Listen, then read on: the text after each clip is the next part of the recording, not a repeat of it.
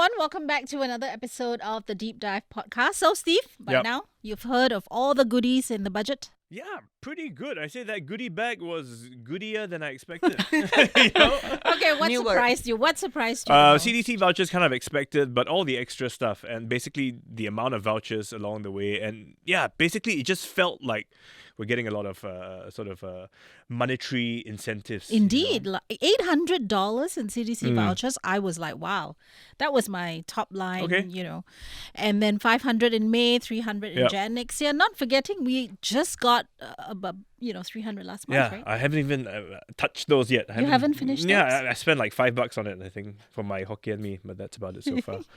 Okay, and then there's SG60 some more. Yeah. That's right. Because we are 60 this year, it's a big celebration for Singapore. So all of us get $600 in July, and those above 60 will get $800. That's right. So it looks like the government is tackling cost of living pretty much head on. But we want to take a step back and we want to explain what the big moves are and what does it mean for us going forward with the elections on the horizon.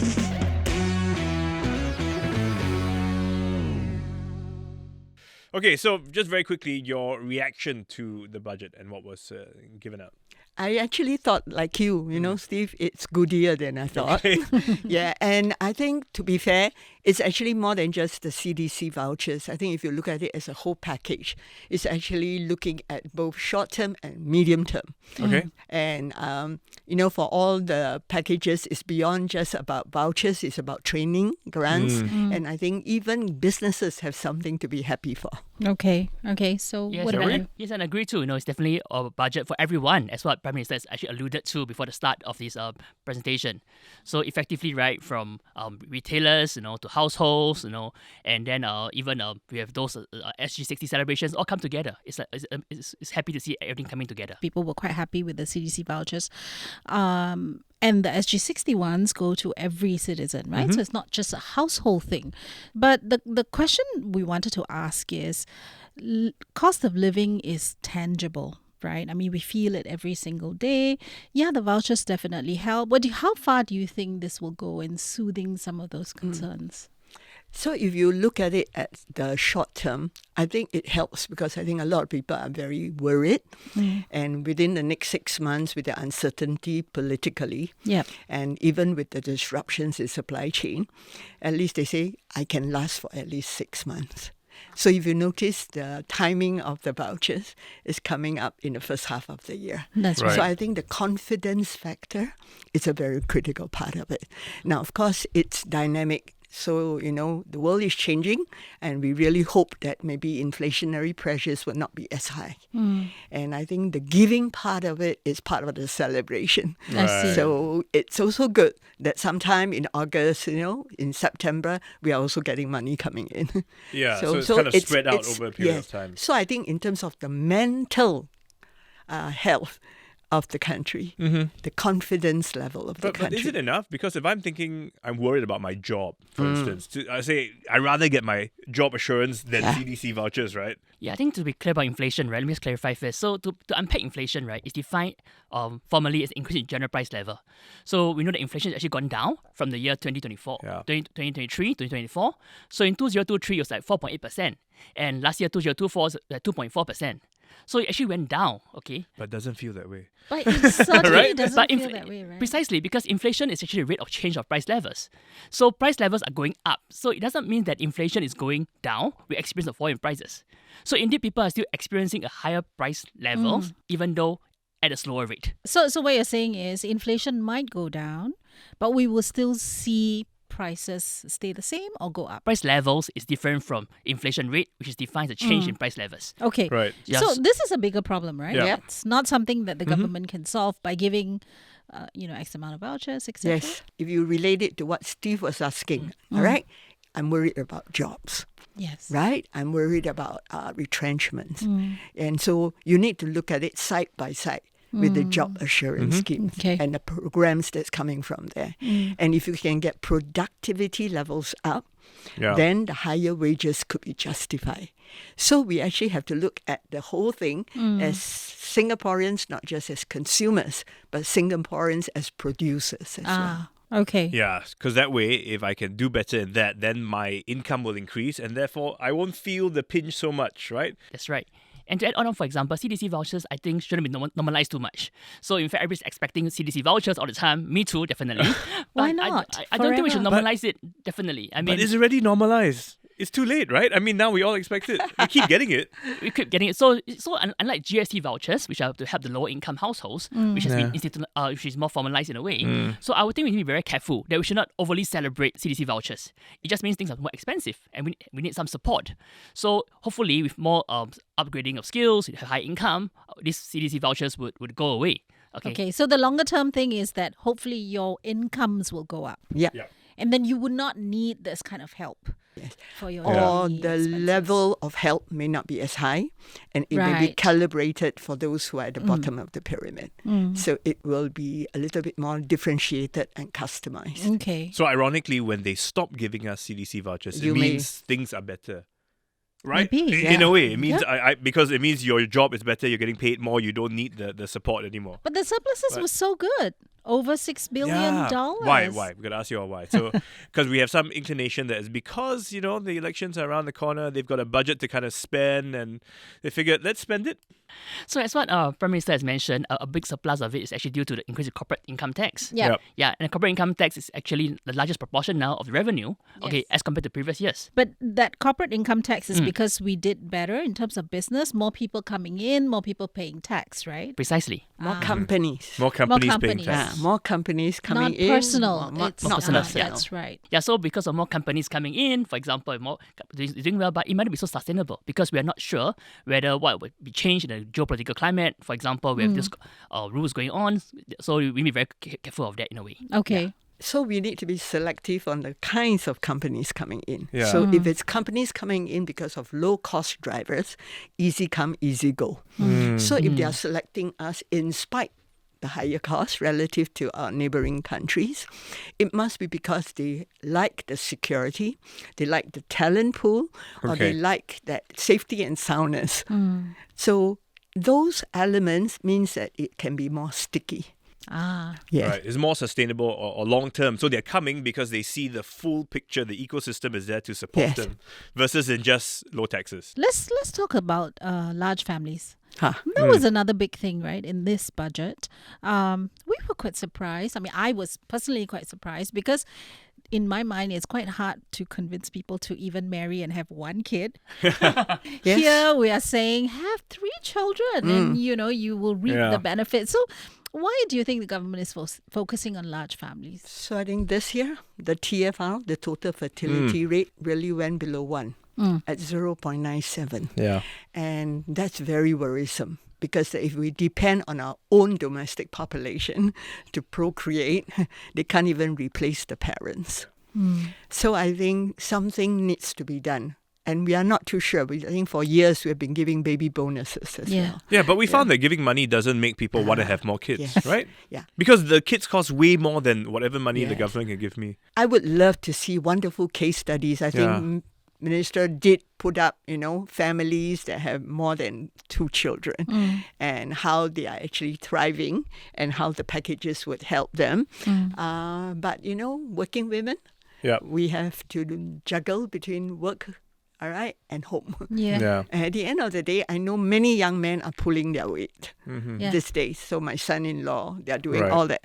But even then, if you have 2 working couple in a family and the kids have to be sent to school, Yep. Yeah. the weight of having to worry about their learning, I Yeah. think Childcare, nurturing, infant care, mentoring, all this. Yeah. yes, the whole works. If- So I'm not You, sure. you have 2 children, Yeah. 2 That's right. young children. That's right. Would you have another? Maybe after this policy change. Wow. Okay, now. good For you now. Okay. Okay, so back to the question. So to increase TFR, right, I think there are 2 possible ways. So one way is to encourage couples to have their first child. And a second way to then encourage people who already have children like me to have a 3rd child or 4th child, for Yeah. example. So this is a challenge now. I mean, which is easier?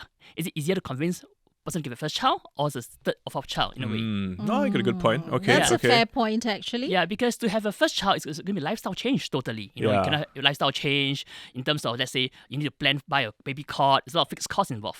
So in a way, the incentives were there really to just help those along the journey. Not to say, go and have a kid because I'll give you money, but more like, if you do, we can make it easier for you. So the delta in having that first child has been tried many times. Yeah. Yes. Right? So maybe if you already have 2 children, the incremental delta is That's less. true. The marginal cost will now Yeah. be Yeah, And and you'll then- think like, oh, maybe it's not so bad. Maybe we could consider it. And You you're know, quite cool. Well, should you've already ask- got 2 kids, you have the experience. I our, think I'm our talking. colleague here, the cameraman behind there, he's getting got- number 5 soon. Yeah. Well done. So he's done well. No, but I think I'm talking to the wrong people because all my friends and colleagues with 2 kids, I ask them, can you have a third one? And they're like, absolutely no. They work in this office, right? Yes. Yeah, that's, They're just here, Except for you. except for our cameraman. Yeah, but okay. So the idea is that they want to make it easier for families. Yes. To ease a little bit of the burden. Yes. And they are doing the right thing, having more children for Singapore. yeah. So in a way, it's like, we want to say thank you. And I thought it was interesting because one of it was, I think, the preschool or which part they were going to sort of standardize the Yes. fees because that That's has right. been a real bugbear for many young parents. I really like that very Yeah, much. yeah. Yeah. Tell us why. Why do you like Because that? I guess those are not the private operators in Yes. a way. Yeah. So for many of households, sending the kids to preschool is actually costing more than the Yeah. primary and That's right. kindergarten. That's So right. if you do level up the field, Yeah. they would say, yeah, it's a little bit more affordable. And the kids are getting help because preschool, actually, there are a lot who are full day preschool. Yep. So I think that will help working parents a little bit more. Okay. So the other thing we wanted to get on, because you can't talk about families and raising children without talking about work. Because both parents work, right? Yep. And so there was quite a bit on the local workforce, making them more productive, giving them more credits, Do you think that, one of the things was broadening it to part-time courses, for example, because it's impossible. I can imagine, you're a young parent, you have a full-time job, your wife has a full-time job. There's no way you can take a course, right, with little kids. So, but part-time may be possible. Do you think that's what's driving And again, this? I like that very much, Okay. yeah, because maybe it could be an online module. So you could do the course and still looking after the kids at Okay. home. So I'm still waiting for clarity Yeah. because they say selected part-time courses. And I would like to think that those part-time courses are maybe tied to workplace as well. Okay. So it's not just an academic course, Yeah. but it is allowing you to move up to different levels of jobs Yeah. or job redesign. Yeah. So I actually think that the work fair together with the SSG credit come hand in hand. To add on, for example, I think what's important is this time around we can see is that the government is actually working closely with the companies as well. Because they understand there's a lot of frictions involved, to claim money, reimbursement, there's a lot of pain points going Yeah. on. Yeah. So this time around what we see is that the government is aware of these pain points and is working closely through the employers.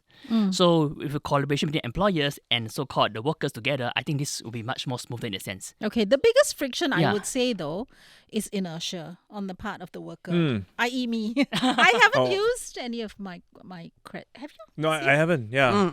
It's tough. No, because So you need nudges from your employers.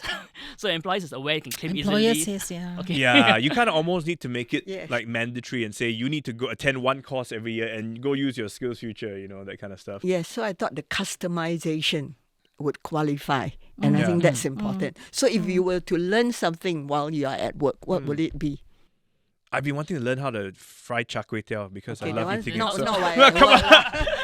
That one you can use your Life skill. SSG. Yeah. What has frying char kway teow got to do with Correct. what you are doing, Steve? Well, I mean, like, retirement, maybe I'm planning for my Yeah. second career after I leave Okay. media, right? Yeah. But I thought the job redesign piece. So if there are certain jobs that are at risk at the workplace and you work together with the employer, Okay. and then you try and save the individual and not just the job. Oh, so that's in a way making a very conscious effort to say that your role may be obsolete in a Yes. few years. Let's start working on it and getting you Bingo. ready That's for the right. next So stage. Yeah. the skill I would pick to learn, I suppose, is Yeah. social media 101, something Yeah. like that. Okay. So Yeah. that, I might be a little relevant. That's right. So I think it's more a collaborative effort, I guess, based on this fiction. Yeah. So I think for many of us, we have the money there. It's just finding the way, a time, and a good spot to use it. That's right. Effectively. Yeah. Okay, let's move on. Let's talk more about work, because there was also $1 billion in support for research in biotech and semiconductor chips, which seems a big deal in that area. I didn't know that, I gotta Yeah. admit. Yeah. Me too. So why do you think there's an emphasis in this area? So you know where you are now? Yeah. Okay, now you're here with Media Polis, Yeah. Fusion Polis, Biopolis. Right. So when we talk about the kinds of companies that we are hoping to attract, if they have high R&D content, Okay. if they have a place that they will want to relocate their innovation centers, this could be the choice place, because Okay. we have a respect for IP, and we make sure that we collaborate across universities. Okay. So I think the stickiness becomes a lot more relevant Right. if you are having a lot of these companies that are concentrating on research and development. And so they need to be at a place where they can feel very comfortable that there's IP protection, that there is talent. So we are also open for talent to be Okay. placed here. Okay. Yeah, So I but think- biotech, they've been doing it for a while, Yes, right? correct. So is this medical technology Yep. in that area? That's Correct. tough to do. It's very costly. Yes, DNA sequencing, That's right. using quantum, all right? Yeah. So the technology has to come together. Yeah. So it is beyond just biotech. It is bio and tech and talent. So again, it's an ecosystem. And so far, Spot on. I mean, because we are doing that, we've been doing that for a while. So one Yes. could say that we're quite mature to a certain extent in that Yes. area. Right. So this is just a further nudge. Yes, the In that area. incremental, all right? And I think we haven't, R&D takes many years. Yes. So it's not something you could switch on Yeah. and switch off.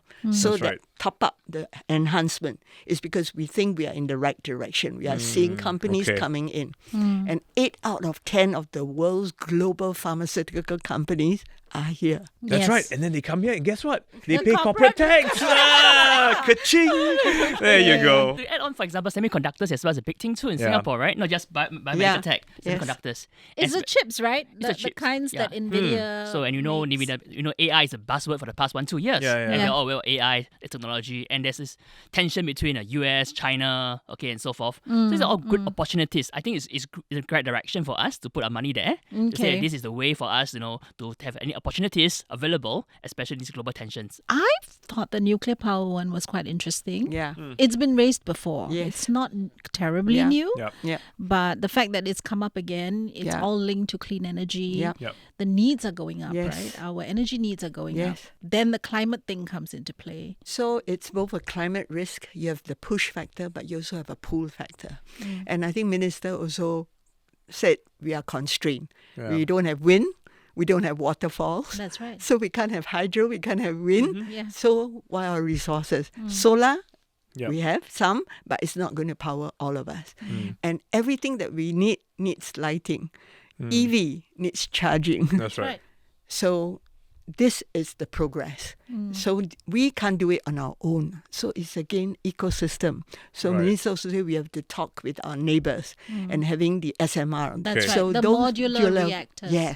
So not something that's going to cause risk, but something manageable. Okay. So And this then is, these in a way, a bit more of a push factor where we have no choice but to explore this area, right? Exactly. For future needs. Yeah, because our, it'll get expensive. And Yeah, we for will sure. need that. In Singapore's objective is to be a net zero economy, okay? Yeah. But to do that, we need to focus one important thing is power generation. Right now, it's about 95% of our power generation is from natural gas. And we need to find something to overcome it. And one way is to rely on something called a regional grid. So a regional grid actually can rely on Laos, Thailand, elsewhere, and so forth. That's one way of We doing it. borrow energy. Well, We not buy. borrow, we Buy. pay We for it. buy, we pay for We it. pay for We it. buy energy. That's right. But the issue is that it's not so sustainable. It's that it's a risk. Yeah, one yeah. day they decide to shut off. So that's why we look at other alternatives. Yeah. in that So sense. who knows? You might have boats that can carry the SMR.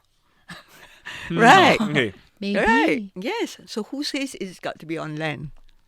Yeah. Yeah. You feel it's important, how it plays an important part in the whole, Yeah. Actually, future planning. based on a lot of scientific report, nuclear energy is actually one of the cheaper ones and cleaner. Yeah. Okay, so you think this is going to move the needle? We have thought about clean hydrogen before as well, so we explore, as Hwee says. Okay. Yeah. Yeah. Put it down. I guess they're just putting it there so that Yeah. at least we start thinking about it and it's, been mentioned before so people can explore more in that area. Okay, so all that in, it basically does kind of all tie in together if you think about it, because from one you give to the other, and you need that whole, for lack of a better word, again, ecosystem to support each other. So moving forward, is that really the position here? I mean, are they also hoping to rely on this corporate tax to, again, help us financially moving forward? So it's quite interesting that Minister could even forecast next year's budget surplus. I know. But then, Trump is in power. So to be fair, he did qualify, right? Yeah. That it's a lot of moving parts. If everything that we have worked into the model go according to plans, we should be able to get a budget surplus. Yeah, so that kind of confidence is amazing. All right. And I figured maybe, a lot of those companies that came in and helped us boost our revenue, they might probably have signed a 5-year, who knows, 5 years commitment to invest in the country, Right. we'll stay here and, and maybe a lot of the tax, rebates that come in makes it worth the while. I see. Okay. So in a way, it's kind of locked in with some caveats in case there's some storms on There's the horizon. no never. We can never forecast how that's companies will react Yeah. and how maybe they can be politically motivated Exactly. otherwise. But that's one thing we have been pretty good at doing, saving money. Right here in Singapore, over the years, we've never been broke, right? Yeah. And we And that's have always been reserves for COVID years. And that has given us a very strong advantage, especially in COVID. We realized those resources were vital in keeping us going, right? Yeah. So all the cards that have been played now, does it then suggest that everything is moving very quickly towards a general election? It feels that way too. They have to, right? They have to have elections by November 20, end of the Okay, year. but our question is timing. Timing. Yeah. Okay, so you saw the calendar where the our goodies money are went, being dished out, right? So most of it lands in the middle of the year. But I guess it's by construction because the budget begins in April. Yeah. So we only have a few months to deal with. Yeah. So, for example, and we can't give them too late as well, and too early, in fact, because of the fact that we do have a CDC vouchers in January. So we should space them out to prevent people from overspending and spread out across the years. So our thing is too hard to say. I won't call it a elections budget. I'll call it a celebratory budget. Oh, okay. Yeah, because if you notice, the bulk of it is before August 9th. Yeah. Yeah. So to celebrate, you have a few months or so, vouchers Wow, coming then what is in. an election budget? Even good year?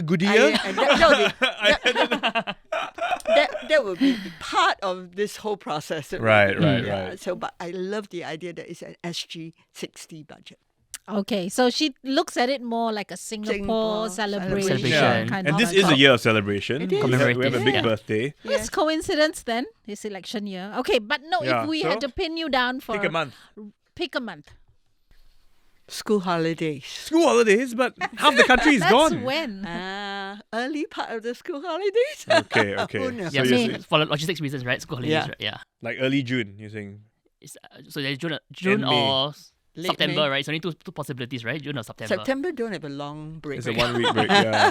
Yeah, just for logistics reasons. But So how can you ask two professors who don't know anything about politics? we do economics. Everybody's got a say on this. We all have an opinion, right? Yeah. Exactly. We So all there's no right or wrong. Come on, it's in all our WhatsApp chats. good. Down to the Okay, I'll dates. check after this. There's only one man who knows right now, and he hasn't shared it with his WhatsApp chat group yet. I think he hasn't told the guys, hey. He's a bit under the weather. That's right. Yeah. Okay. Okay, thank you so much. Thank you. Any last things that you want to point out about the budget? Like what surprised you? What do you think is a little bit more work in progress, maybe? I like the elderly part as well, and the help that is given to a lot of home care and the home care givers. Okay. So I thought that was very good. It's very inclusive, and I think it is also one of the big worries that's in the heads of a lot of our sandwich population. That's right. Yeah. So I quite like that piece.